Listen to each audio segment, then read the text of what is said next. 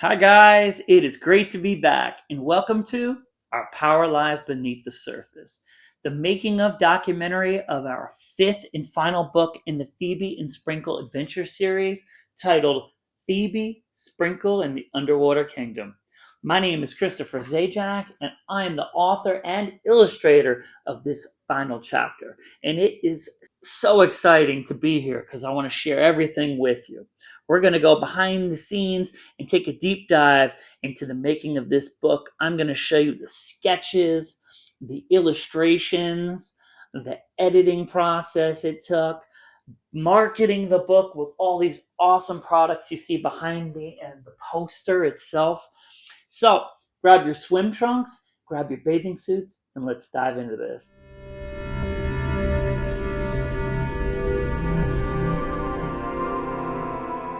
I started conception of this idea back last year in September 2025. And we were promoting, Phebee and I were promoting our Halloween book, Phebee's Halloween Nightmare. And we were doing a live session on TikTok. And the question was brought up to us as to if we were going to decide to continue the series and continue the story, what would that look like? What would that be about? And for me, one of the ideas that immediately caught my eye and I thought of was, wouldn't it be great to actually see these characters in an underwater sea adventure? And that's where the conception came from. From that point, I started doing some sketching and came up with some preliminary ideas as to what it would look like. I had already had a very rough story in mind, which evolved quite a bit over time, and we'll dive into that. But essentially, I thought, wouldn't it be fun to bring back the feeling of nostalgia I had growing up at the time period that these books took place, which were between 1978 and 1980, where I was 8 to 10 years old, and encapsulate all those great feelings, things like watching Saturday morning cartoons, being excited for the next adventure, whether that be a TV episode or a movie or a cartoon. So there were lots of inspirations that I had, but when I first envisioned this, I thought of a bunch of things. It just sort of devoured my mind as far as concepts and what it might look like. And one of the very first things I thought of was something a little bit more modern, and that was Avatar, the series, specifically the first movie, In the Way of Water, but also, other things like, again, Saturday morning cartoons. I was a big fan of the Super Friends and superhero cartoons, where there was heroes and villains and, the unlikely side characters or even main characters that would take a quest. And a lot of those taught courage. They taught problem-solving skills, and they did it in a unique and easy way for kids like myself to digest. And that's what I'm looking to do: entertain children, but also teach them some things along the way. And our book series, now again our fifth book, is designed to help teach kids courage, dealing with real problems, problem-solving skills, and it all is rolled up into a more fantasy, adventure, exciting story as we go through the 5 books. And what's great about them is they evolve from when Phoebe's only about 4.5 or 5 to now where she's about 7.5 or 8. So you see like a transition between the very first book and the last book as far as how she's evolved and how kids, when they read the books, might be evolved in, at different ages, what they might be into, which stories they might really enjoy, and it kind of, the story kind of grows along with the children. And that's what another great facet of this.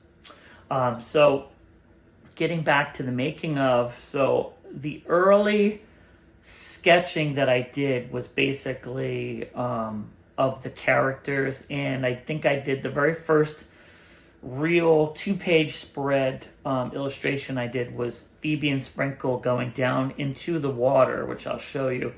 And you just see lots of, it's very calm and tranquil. You see lots of sea life, jellyfish, dolphins, lots of glowing coral, and in the corner you'll see the kingdom, the underwater kingdom of Aquarian, and that's where our heroes live.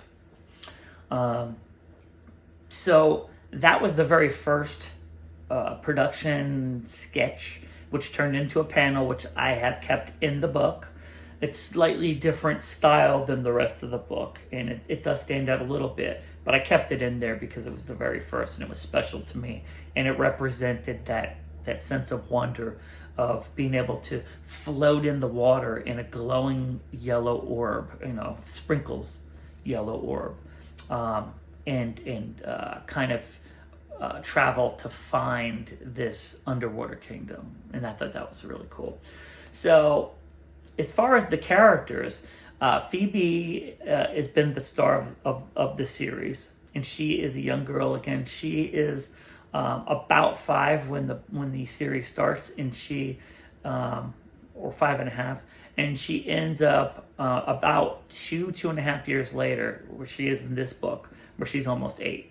So she has evolved a little bit, and she's dealt with lots of issues at school, with her parents, with her friends at school, things that she's had to overcome, and she does all this with the help of her fairy friend Sprinkle, which she meets in the first book. She's introduced to this character that helps other children, helps them find their inner strength and their qualities, and is sort of a mentor figure for her. And she does call on her when she needs her. And I think that's important, to have somebody in your life, whether it be a friend or a parent, or even a mentor figure outside that can help you out a little bit, help guide you a little bit. And for this particular series, Sprinkle's been that character.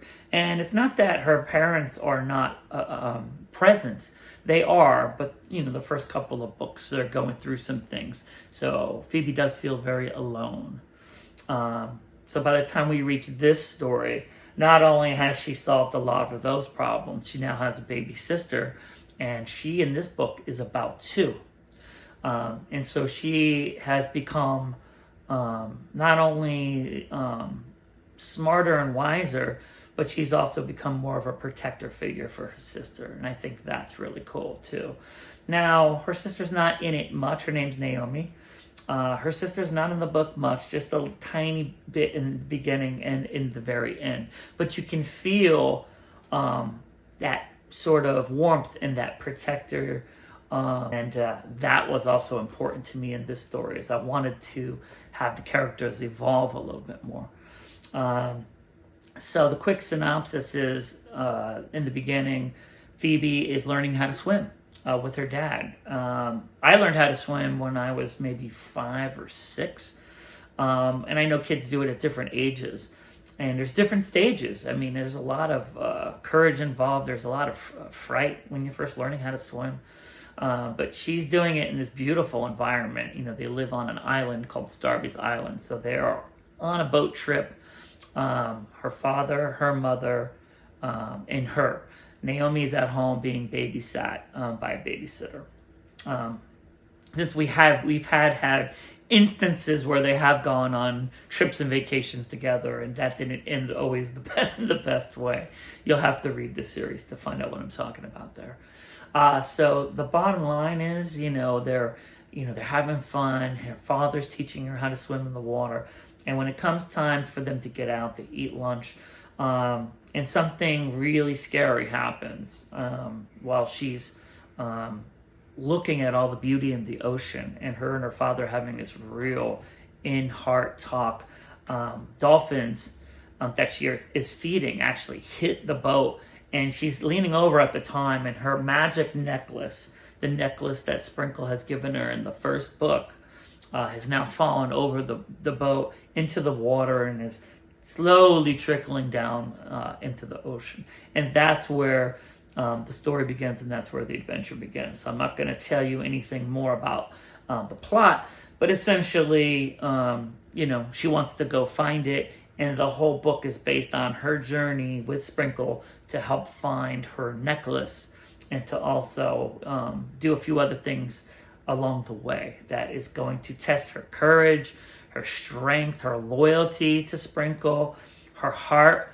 And again, as a story arc, she starts in one way and ends in a completely different frame of mind,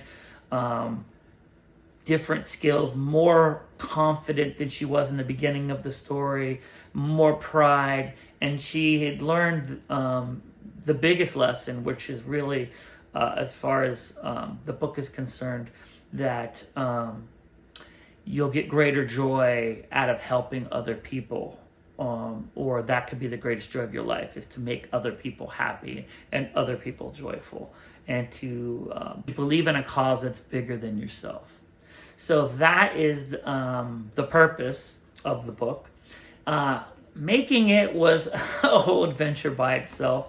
So it started, like I said, doing sketches, doing preliminary drawings, coloring those drawings, developing the characters, as those were going to be a vital part of this book. So even though Phebee is the main character and Sprinkle is also a main character, there are other main characters. It's in more of an ensemble set of characters.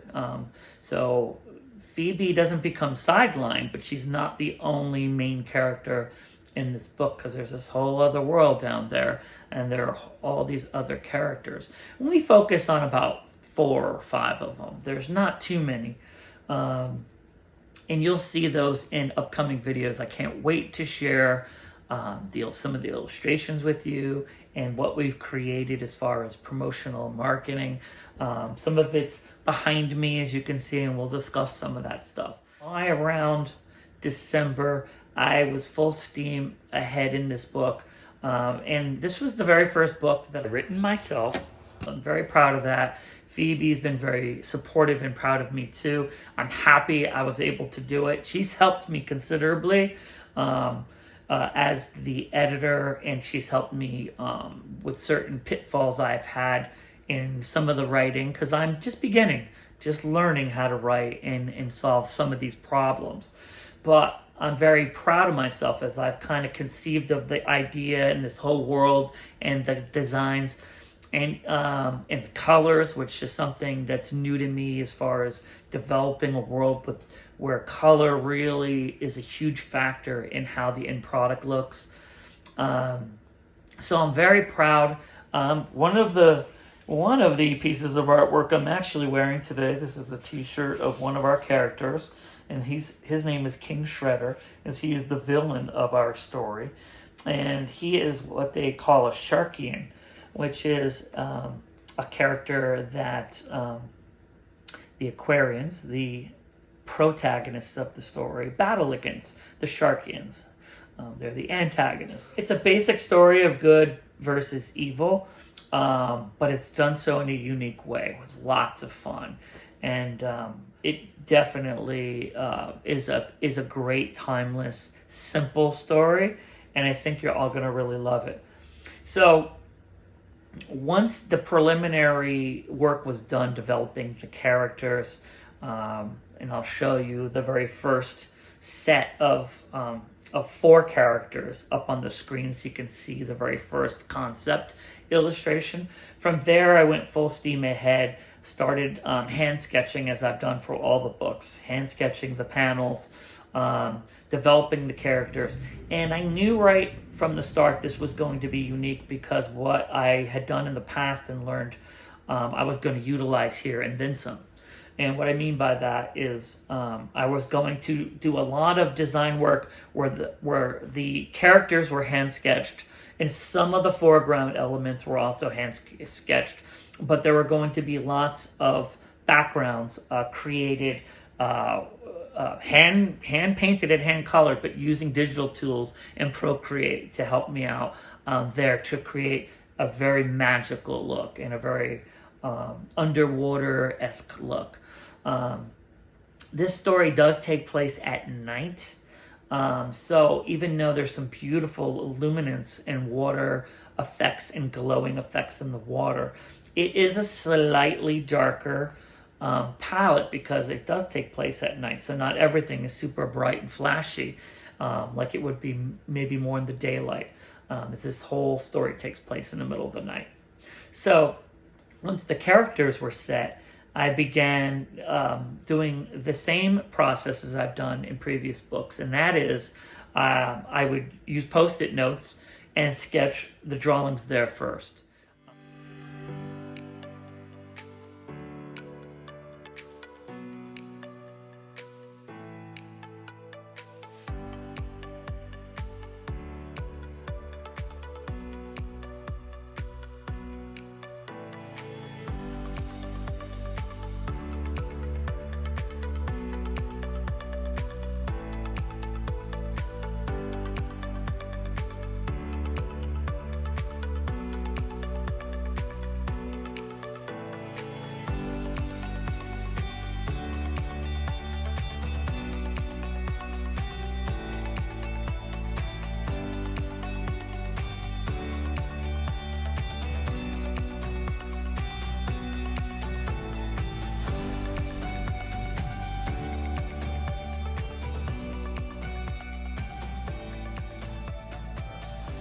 Refine them as much as I could. Post-it notes are only about 3 inches by 3 inches, just to give me a base idea of what the panel is going to look like or the characters. Then I would sketch the characters on poster board, ink the characters with black ink, import those inked finalized illustrations to Procreate, and that is where they received color shadings, special effects, and then placed most of the time on top of a digitally painted background. In some cases, they were hand-drawn and hand-inked, but in a lot of cases, they were digitally done. So there's a mixture of different processes and styles in the book. I originally wanted to condense the book down to 100 or less pages.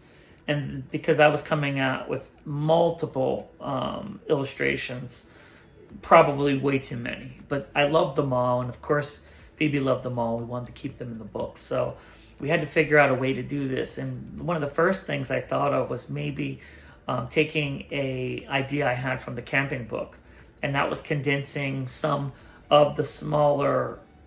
images into a smaller format, like a comic book. So you would see panels of different images in succession. So we did that for a lot of I'd say a good fourth of the images in this book were done that way, and they couldn't really be done any other way because of the length of pages and the constraints of KDP publishing, in which we used to publish these books. So it still ended up being about as long as the Halloween book. The Halloween book, I believe, was about 170 pages. This one was a little less. And my thought process was, we would have a long version. We would also do a condensed, abridged version, which would be shorter. And some of the story elements may be cut out of that. Some of the illustrations, obviously, like we did for the Halloween book. And then we would also maybe focus on just a picture book without any words at all, so that the picture, and I think the pictures do a pretty good job at telling the story pretty easily. I think most good books should be able to tell you or give you a good idea of the story without reading any words. And then, of course, finally, a favorite of our followers is the coloring books, in which there are probably, I think, 40 or so images. If you combine that with the digital Kindle version, that's 5 or 6 different versions of one book. So that was going to be the main focus. And then, of course, We also sell products like the t-shirts themselves, the plushies, which we did very well with last year with our Halloween plushies. Right here in the back of me is a prototype for Shredder, and Shredder is about 8 inches tall, and he's again a new character in the book. He's our main antagonist, and here he is in all his glory with his big jaws, his big yellow yellow jaws, with his golden shiny shoulder armor pads, and he's got a little bit of a gold crown on the very top of his head. And what's cool about this character is he's a hybrid character. He's kind of like half shark, half human. And if you look at him from the side, he obviously resembles a perfect shape of a shark. Let me see if I can get him here. So you can see, he obviously, when they see him coming, he looks like a regular shark, but then obviously he's not. He's got big muscular arms and a very intimidating presence in the book. And here, along with the bright, colorful nature of him, he also has a signature hang tag that has the picture that's on my t-shirt where it says King Shredder.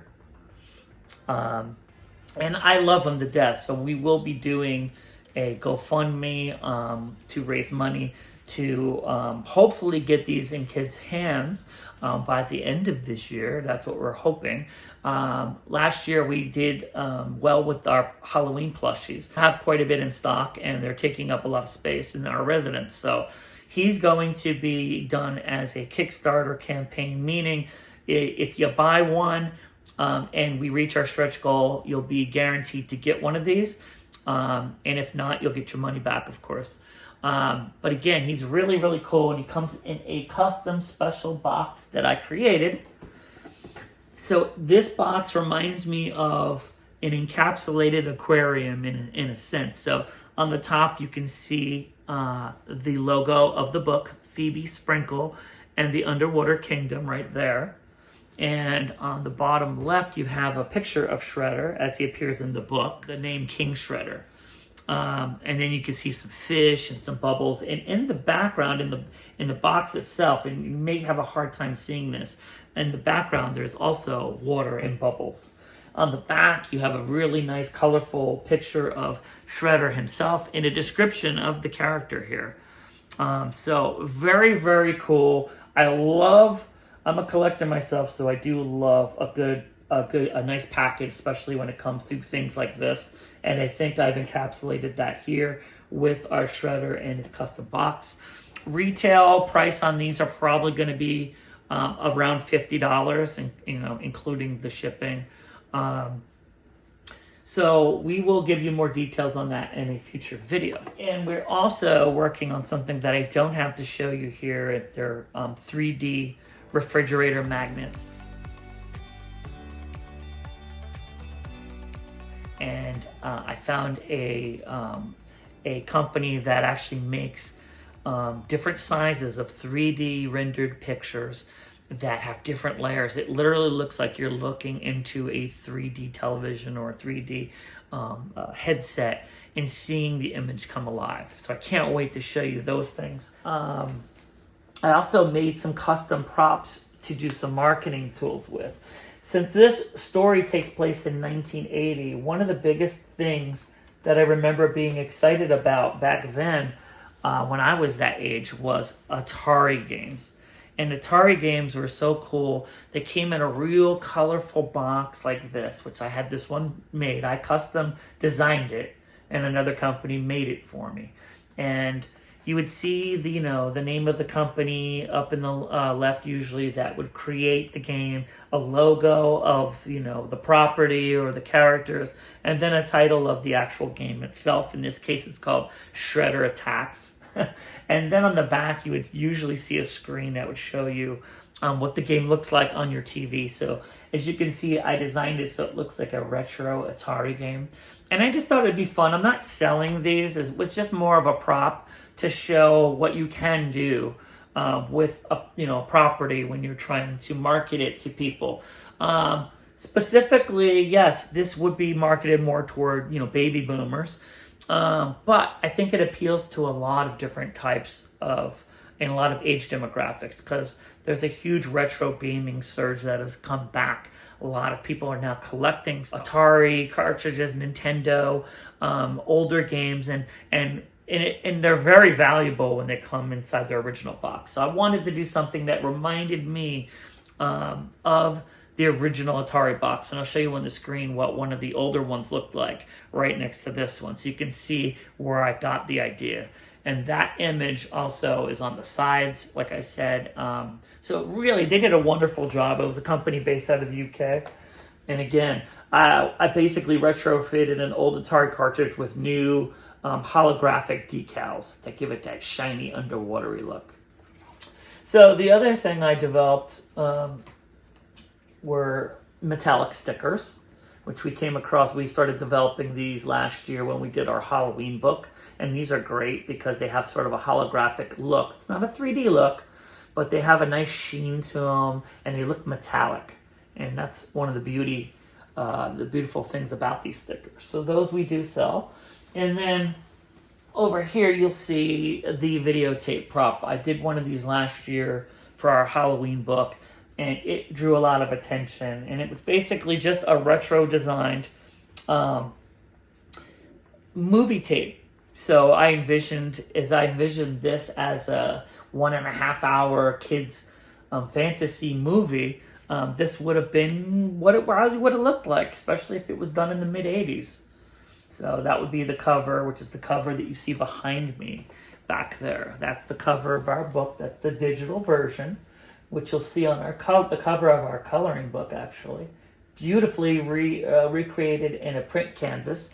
And so we do sell a lot of these things. So if you're interested, you can always inquire on any of our pages. But yes, this was done to represent what it would have looked like as a videotape back in the day. So all this is to basically give you that feeling of nostalgia you felt back in the late 70s, early 80s. And I'm so happy to have these things to help us market.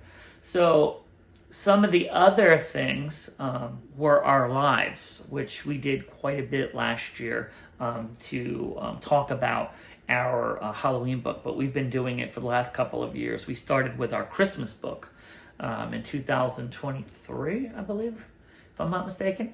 Yeah, it's already been 3 years.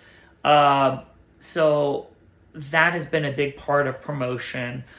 We've also created puzzles, t-shirts, mugs, posters, so necklaces that light up. So we have a whole array of things, and all these can be found actually on our website, phebeesbooks.com or .store, whichever you prefer. You can get to it either way. And you can see all of our products there. And then, like I said, we'll drop some information on the Kickstarter for our Shredder plushies soon. That should be coming out. And the next, I'd say, should be live within a month or so. So definitely stay tuned if you're interested in getting one of our plushies. Last year, when we did our Halloween book and we created a really, really cool plushie of Phebee herself in her Halloween pink fairy costume with her Halloween basket filled with pretend candy, which is also plushie. I really love that part. And her magic wand and her little hair, fairy hair clip, which is purple with like a fairy wing. And then, of course, the real wings on the back of her. And this thing is just designed down to the T. Even the socks have a nice look to them. And the shoes with Velcro. So we did very well with her. She had her own hang tag as well, with the name and her picture and the limited edition logo, as these were only created in small amounts. The next one we did was Clay, which was her best friend. And he has Super Beast costume on with his matching sneakers, which has, a really cool look to it. Shoulder muscle pads. And then, of course, a really cool orangish, reddish type cape. He's got a mask that's kind of, he flipped up on his head and he's in a pose. They're both in poses from the book illustrations. So that's why they had to have these. She has a scared look on her face. He's got sort of an angry look on his face, and he's holding like his Halloween basket. And finally, the late edition, which we didn't get until November, unfortunately, after Halloween last year, was Scary the Scarecrow. And of course, he's really cool. He's probably about 8 or so inches tall, about the same size as Shredder. And he is the Scarecrow, the villain of our Halloween story. He's got a cool little orange and purple question mark because he's a Riddler. He's got his cape sort of flowing, and he's kind of he grows out of this big evil pumpkin, which you can see the little pumpkin leaves and stuff like that, and there's a real, scary looking face on the pumpkin itself. He also has an old brown hat and a bow tie, which I just love this character. Love him. And every time I look at the painting or the picture, it really makes me happy. It's such a fun thing. We'll be talking more about the Halloween book in the next coming months. And these Halloween plushies are available. So even though it's way early right now, we're now in about May. It'll be May in just a couple of days.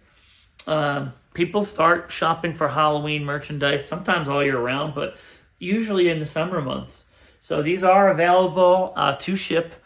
There will be no waiting on these particular plushies. And I hope you all like that deep dive into our books. You will see companion videos, clips and excerpts from this documentary, but also small making of tidbits. Similar to what we did with the Halloween book, you're also going to see some time-lapse videos, some making of videos, and just some discussion videos, as well as our lives. So please, if you're not already following, smash the like button and give us a follow if you like this kind of content. We're going to be talking about this book and promoting it for the next month or two. So jump on board now, jump in the water, and let's all have a great time with Phebee, Sprinkle, and the Underwater Kingdom. Thank you.